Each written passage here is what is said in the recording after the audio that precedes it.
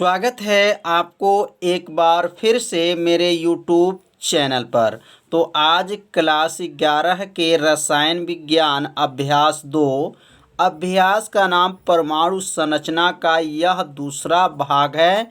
यदि इसके पिछले भाग आप नहीं देखे होंगे तो प्लेलिस्ट में वीडियो है, वहाँ से जा कर के वीडियो को देख सकते हैं। तो इस भाग में आज हम लोग पढ़ेंगे कैनाल या एनोड या धन किरणें तथा प्रोटॉन का खोज। कैनाल किरणें को एनोड किरणें भी कहा जाता है और धन किरणें भी कहा जाता है। तो कैसे खोज हुआ, किस वैज्ञानिक ने खोज किए, इसके बारे में आज बताया जाएगा और चित्र के बारे में भी बताया जाएगा जिसके माध्यम से कैनाल किरणें का खोज हुआ था। तो सन 1886 ईस्वी में गोल्डस्टीन, ध्यान दीजिएगा, कैनाल किरणें के सबसे पहले अध्ययन करने वाले वैज्ञानिक कौन थे? तो गोल्डस्टीन थे। तो सन 1886 ईस्वी में गोल्डस्टीन ने छिद्रयुक्त विसर्जन नली में, छिद्रयुक्त विसर्जन नली का मतलब यह हो गया कि यह जो बना हुआ है विसर्जन नली वह छिद्रयुक्त विसर्जन नली है। तो छिद्रयुक्त विसर्जन नली में कम दाब पर गैस भर करके उच्च वोल्टेज वाली वैद्युत प्रवाहित किया। अब यहाँ पे जो है इसके अंदर जो है गैस भर करके और उच्च वोल्टेज वाली वैद्युत धारा को क्या किया गया? प्रभावित किया गया। मतलब इसके अंदर धारा प्रवाहित हुआ तो एनोड से कैथोड की ओर एक प्रकार के किरणें निकलती हैं। एनोड से कैथोड की ओर एक प्रकार की किरणें निकलती हैं। इस किरणें को क्या कहते हैं? इस किरणें को कैनाल या धन किरणें कहते हैं। तो कैनाल या धन किरणें आप लोग को अच्छे से समझ में आ रहा होगा कि कैसे ये कैनाल किरणें कहाँ पे है और कैसे खोज हुआ। तो सबसे पहले गोल्डस्टीन नाम के वैज्ञानिक ने छिद्रयुक्त विसर्जन नली लिए थे और उसमें कम दाब पर गैस भर करके उच्च वोल्टेज में प्रवाहित धारा किए थे और एनोड और कैथोड के बीच में एक प्रकार के किरणें निकलती हैं जिन्हें कैनाल किरणें या धन किरणें कहते हैं। इनका नाम धन किरणें थॉमसन ने दिया। अब ध्यान दीजिए, थॉमसन नाम के वैज्ञानिक थे, इन्होंने इनका धन किरणें का नाम दिए थे। जिन धनावेशित कणों से मिलकर बनी होती हैं इनका नाम प्रोटॉन रदरफोर्ड ने 1919 में दिया। अब ध्यान दीजिए, सबका अलग अलग नाम जो है वैज्ञानिक ने अलग अलग नाम दिए थे। जैसे थॉमसन ने क्या नाम दिए थे? धन किरणें दिए थे। रदरफोर्ड ने क्या नाम दिए थे? तो प्रोटॉन नाम दिए थे। तो जो किरण जो निकला था उसी किरण को नाम क्या हो गया? प्रोटॉन हो गया और प्रोटॉन का नाम रदरफोर्ड ने 1919 में नाम दिए। तो अब चित्र के बारे में समझेंगे कि यह जो चित्र बना हुआ है यह छिद्रयुक्त विसर्जन नली है। इसमें जो क्या हुआ है कि उच्च वोल्टेज जो है धारा प्रवाहित किया गया है। तो यहाँ एनोड से कैथोड की ओर जो है एक प्रकार की किरण निकलती हैं जिसे क्या कहते हैं? कैनाल किरणें कहते हैं, धन किरणें कहते हैं। अब इसकी विशेषता क्या है? तो इसकी विशेषता जो है ध्यान से समझेंगे तो आपको विशेषता भी आपको क्या होगा? याद हो जाएगा। यह किरणें जो हैं सीधी रेखा में चलती हैं। ये किरणें किस रेखा में चलती हैं? तो सीधी रेखा में चलती हैं। इसके अंदर अगर हल्का सा पहिया रख दिया जाए तो पहिया को क्या करती हैं? घुमाने लगती हैं। यदि इसके अंदर कोई ठोस वस्तु रख दिया जाए तो वस्तु की छाया उत्पन्न करती हैं, गैसों को आयनित करती हैं, फोटोग्राफी प्लेट को प्रभावित करती हैं, एक्स किरणें उत्पन्न करती हैं। सब इसका क्या है? विशेषताएं हैं। तो एक एक विशेषताएं आप सभी विद्यार्थी अपने कॉपी में नोट करते चलिए। अब यहाँ अपने कॉपी में नोट कर लीजिए धन किरणें की विशेषताएं। धन किरणें की विशेषताएं निम्न हैं। पहला जो है क्या है? एनोड किरणें किस रेखा में चलती हैं? तो सीधी रेखा में चलती हैं। एनोड जो किरणें हैं आप चित्र में देखे हैं वह किस रेखा में चल रही थी? तो सीधी रेखा में चल रही थी।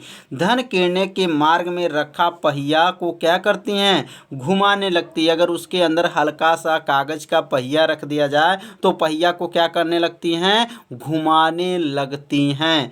तीसरा जो है यह किरणें एनोड से कैथोड की ओर चलती हैं। मतलब यह किरणें जो है प्लस से लेकर के किधर जाएगी? माइनस की तरफ जाएगी। यह किरणें धन आवेशित किरणों से मिलकर बनी होती हैं, जिन्हें क्या कहते हैं? प्रोटॉन कहते हैं। मतलब यह जो किरण होता है वह धन आवेशित किरण से मिलकर बना होता है, इसलिए इसे क्या कहते हैं? प्रोटॉन कहते हैं। प्रोटॉन का नाम किसने दिए थे सबसे पहले? तो रदरफोर्ड ने किस सन में दिए थे? 1919 में दिए थे। तो अब आगे पढ़ेंगे। यह गैसों को आयनित करती है। गैसों को आयनित मतलब गैस के अंदर जो है करंट आ जाता है, मतलब वैद्युत धारा आ जाता है, तो यह गैसों को आयनित करती है। और छठवां जो है, एनोड किरणों के बीच में कोई ठोस वस्तु रख दिया जाता है तो उस वस्तु का क्या उत्पन्न होता है? छाया उत्पन्न करती है। अगर उसके अंदर जो है अभी चित्र में जो बताया गया है, जैसे आप चित्र एक बार और देख सकते हैं, अगर इसके अंदर जो है कोई ठोस वस्तु का कोई वस्तु रख दिया जाए तो उस वस्तु की क्या होता है? छाया उत्पन्न होता है। अगला जो है, यह फोटोग्राफी प्लेट को क्या करती है? प्रभावित करती है। मतलब फोटोग्राफी जो प्लेट रहता है उसको काला कर देती है, मतलब उसको प्रभावित कर देती है। तो 7 नंबर का विशेषता आप लोग को समझ में आ गया होगा। अब 8वां जो विशेषता क्या है? एनोड किरणें धातु के पतली पन्नी को भेद कर आर पार निकल जाती हैं। तो एनोड किरणें जो होते हैं, धातु के जो पतली पन्नी होता है उसे भेद कर क्या होती हैं? आर पार निकल जाती हैं। भेद कर मतलब छेद कर जो है आर पार बाहर निकल जाती हैं। अगला जो है, कैथोड किरणें एक्स किरणें उत्पन्न करती है। मतलब एक कैथोड किरणें जो होते हैं एक्सरे जो होते हैं उसमें उत्पन्न करती हैं। तो समझ में आ रहा होगा आप लोग को ये विशेषता।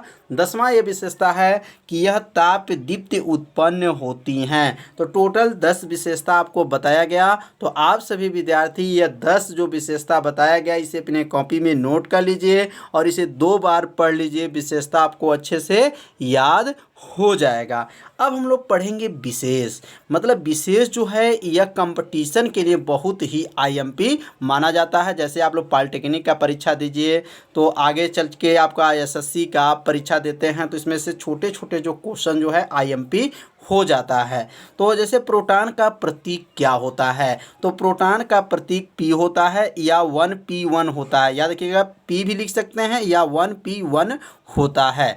प्रोटॉन का द्रव्यमान कितना होता है? तो प्रोटॉन का द्रव्यमान 1.6726 × 10 की पावर -27 kg होता है। याद रखिएगा 1.6726 × 10 की पावर क्या होता है? -27 kg होता है। तीसरा जो है, प्रोटॉन का आवेश। प्रोटॉन का आवेश कितना होता है? तो 1.6 × 10 के पावर -19 कूलाम होता है।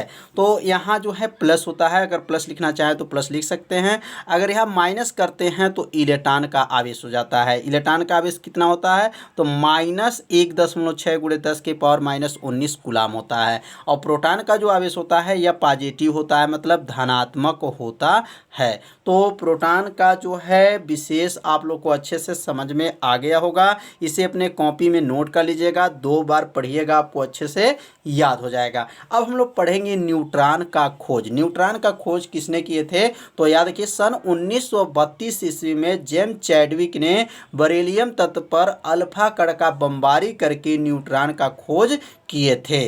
तो न्यूट्रॉन का खोज कैसे हुआ? तो बरेलियम तत्व पर किसका बमबारी करके? अल्फा कण का बमबारी करके न्यूट्रॉन की खोज किए थे। तो अब यहाँ इस नोट कर लेंगे। न्यूट्रॉन का खोज सन 1932 ईस्वी में जेम्स चैडविक ने बेरिलियम तत्व पर अल्फा कण की बमबारी करके न्यूट्रॉन का खोज किया। तो याद रखिएगा, जेम्स चैडविक जो थे यह बेरिलियम तत्व लिए और बेरिलियम तत्व पे अल्फा कण मतलब हीलियम का बमबारी करके न्यूट्रॉन का खोज किए थे। और ये न्यूट्रॉन जो होता है विद्युत उदासीन कण होता है, मतलब इसके अंदर जो है ना प्लस होता है चार्ज ना माइनस चार्ज होता है, मतलब यह आवेशित नहीं होता है, उदासीन होता है। इसके अंदर जो है करेंट नहीं होता है, उदासीन कण होता है। तो यहाँ लिख लेंगे यह विद्युत उदासीन कण होता है। इसका द्रव्यमान जो होता है प्रोटॉन के द्रव्यमान के लगभग क्या होता है, बराबर होता है। मतलब इसका जो द्रव्यमान मतलब न्यूट्रॉन का द्रव्यमान प्रोटॉन के द्रव्यमान के लगभग में क्या है, बराबर होता है। तो यहाँ जो है बेरिलियम, ध्यान दीजिएगा ये बेरिलियम तत्व है और इस पे अल्फा कण का बमबारी किया गया। तो बेरिलियम का प्रतीक क्या होता है, तो Be होता है, उसका परमाणु क्रमांक 4 होता है और परमाणु भार क्या होता है, 9 होता है। और हीलियम का 2He4 होता है। जब इसके ऊपर बमबारी किया जाता है तो कार्बन बनता है और कार्बन बनने के साथ क्या बनता है, न्यूट्रॉन बनता है। अब दोनों पक्ष देखेंगे क्या बराबर है, तो 4 2 मिलकर के क्या हुआ, 6 हुआ। 6 में जब 0 जोड़ेंगे तो 6 हो जाएगा। यहाँ क्या है, 9 4 13 हुआ, 12 और 1 क्या हो गया, 13 हो गया। मतलब दोनों पक्ष आपस में क्या आना चाहिए, बराबर आना चाहिए। तो यहाँ दोनों पक्ष आपस में क्या है, बराबर है। 0n1 क्या है, 0n1 जो है न्यूट्रॉन है। तो न्यूट्रॉन समझ में आ गया होगा जब बेरिलियम तत्व पे अल्फा कण का बमबारी करके न्यूट्रॉन का खोज हुआ। अब विशेष याद करेंगे। तो न्यूट्रॉन का प्रतीक क्या होता है, तो न्यूट्रॉन का प्रतीक जो होता है 0n1 होता है, या इसे n भी लिख सकते हैं। तो न्यूट्रॉन का प्रतीक 0n1 होता है और इसका द्रव्यमान कितना होता है, तो 1.674 गुणे 10 के पावर -27 क्या होता है, kg होता है। तो यह किसके द्रव्यमान के लगभग बराबर होता है, तो यह प्रोटॉन के द्रव्यमान के लगभग में क्या है, बराबर होता है। न्यूट्रॉन का आवेश क्या होता है, तो न्यूट्रॉन का आवेश शून्य होता है। मतलब न्यूट्रॉन के ऊपर आवेश नहीं होता है क्योंकि यह विद्युत उदासीन कण है, इसलिए आवेश क्या होता है, शून्य होता है। तो आज हम लोग पढ़े धन किरणें और कैसे खोज हुआ, प्रोटॉन का खोज कैसे हुआ, न्यूट्रॉन का खोज कैसे हुआ, धन किरणें की विशेषता क्या थी, आज की वीडियो में बताया गया। तो यह वीडियो कैसा लगा आप सभी विद्यार्थी जरूर कमेंट कीजिएगा, वीडियो को लाइक कीजिएगा। यदि मेरे चैनल पर पहली बार आए होंगे तो मेरे चैनल को सब्सक्राइब जरूर कर लीजिए क्योंकि आपके लिए यह लाइव क्लास चलाया जा रहा है। तो आज का वीडियो जो है इतना ही, तो कल मिलते हैं। तब तक के लिए सभी विद्यार्थियों को नमस्कार।